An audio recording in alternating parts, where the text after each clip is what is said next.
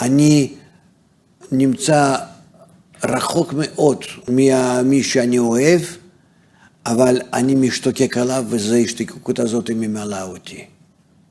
זה הריקנות המבורכת. אין יותר טוב ממנה. זה המילוי בעצם שאנחנו צריכים לקבל.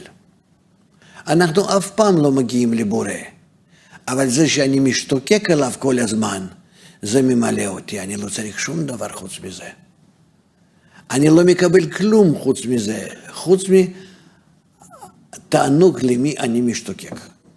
ולכן כאן הכלי כל הזמן יכול לגדול, ומילוי בו של השתוקקות הזאת יכול לגדול כל הזמן. זה מצב האינסופי.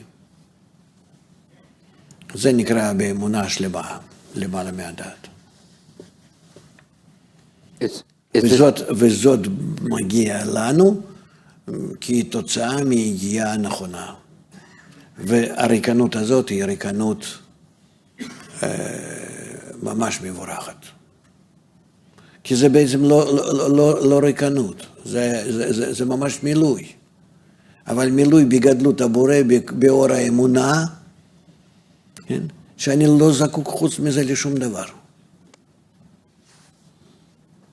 זה כלים חדשים ומילוי חדש.